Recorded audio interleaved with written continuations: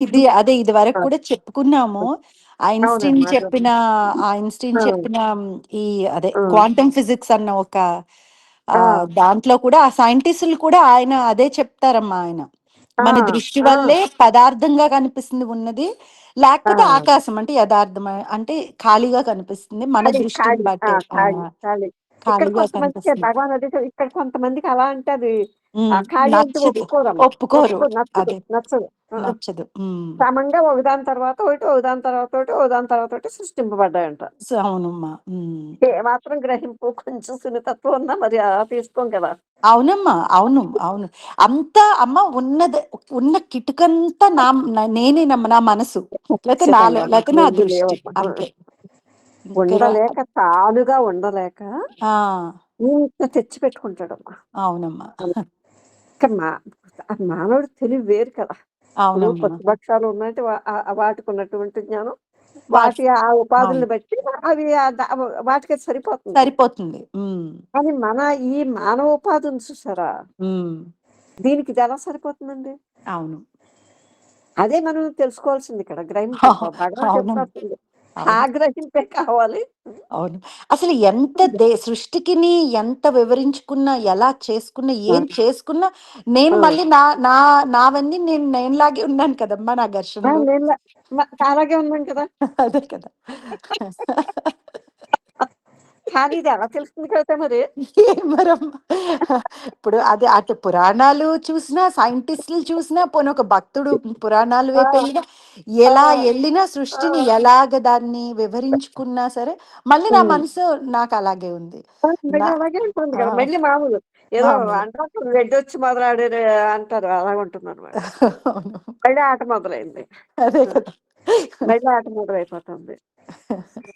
ఉన్నవాడు ఉన్నట్టు అన్నా కూడా హ్మ్. అదసలు ఎందుకు సరిపోవట్లేదు. అదే అవునమ్మా. చూడండి. హ్మ్. ఉన్నవాడు ఉన్నట్టు ఉండు నువ్వు అదే అయ్యున్నావంటే, హ్మ్. ఇంకా అలా ఉండటంలో వాడికి తపస్సయిపోయింది కదమ్మా అది. అవునమ్మా. తపస్సయిపోయింది. తపస్సయిపోయింది కదా! హ్మ్. ఇంకేంటి ఇంక వాడికి కావాల్సిందేంటి? ఇప్పుడు ఉమాదేవిని చూడండి సార్, పార్వతీదేవిని చూడండి. అవునమ్మా. ఆవిడ నిశ్చలంగా అలా కూర్చుందంతే. ఆవిడేమన్నా చేసిందా? అవును. ఇక్కడ సాధనంటూ ఒక పేరేమన్నా పెట్టుకున్నారావిడ? అవును. ఖచ్చితంగా తెలుసుకోవాలనుకున్నారు. హ్మ్. హ్మ్. ఏంటి అర్ధనారీశ్వరి అయ్యుండి కూడా. అవును. అవును. ఆ! సరే. అంటే అర్ధనారీశ్వరత్వాన్ని కూడా పక్కన పెట్టేద్దామండి. అవునమ్మా. అంతే కదా! అవునవును. అవును. అన్నిటిని పక్కన పెట్టేయాలి. పక్కన పెట్టేయాలి కదా! హ్మ్. హ్మ్. హ్మ్. హ్మ్. అర్ధ ఈశ్వరుడంటే అసల మరి దానికి అర్థమే లేదేమో అనిపిస్తుంది ఒక్కొక్కసారి. అవును. ఈవిడిలా చేస్తే అర్థం లేదమ్మా.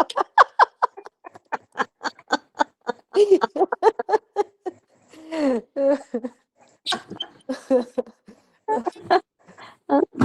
అదే కవిత. అబ్బా! మనం సత్సంగంలో ఇన్ని మాటలు మాట్లాడుకున్నాం గదా! సృష్టివాదం, దృష్టివాదం, అన్ని జ్ఞాత, జ్ఞేయం, ద్వేవస్థ అన్ని.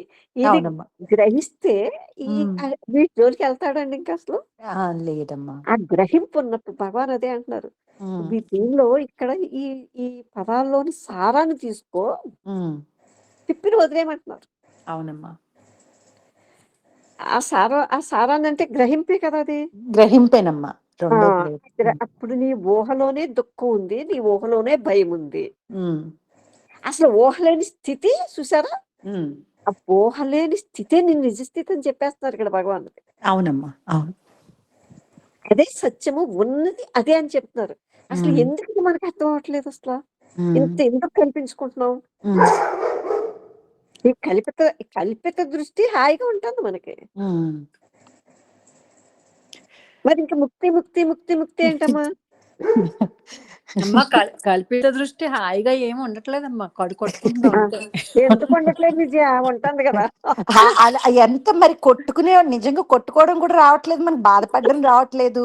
ఘర్షణ పడడం రావట్లేదు. అయన్నిటిలో ఇంకా అలాగే కొనసాగుతున్నా ఉంటే అది కూడా కాదు. ఎన్ హాయిగానే ఉంటుంది. దాంట్లోనే ఎంత ఏదో సుఖం హాయిగా వెతుక్కుంటున్నాం. కూర్చో. నువ్వే అవునమ్మా. కృష్ణుడి వైపే కూర్చో అంటే, హ్మ్. నేను కృష్ణుడి వైపే కూర్చుంటున్నానండి. జన్మే లేని నాకు జన్మని అంట కట్టుకుంటున్నాను. ఇదంతా ఎలా వస్తున్నానసల? హ్మ్. పుట్టి కడుతున్నాను, డబ్బులేరుకుంటున్నాను. అయితే సాధనకి తెలివుండాలి కదా మనకి. అవునమ్మా. చెయ్యొద్దని కాదు, మీకు అర్థమవుతుందా? అయ్యో ఎందుకు అర్థం అవట్లేదు. అసలు ఆ రహస్యం ఏంటి అక్కడ భగవాన్ అన్నారు చూడండి ఇందాక,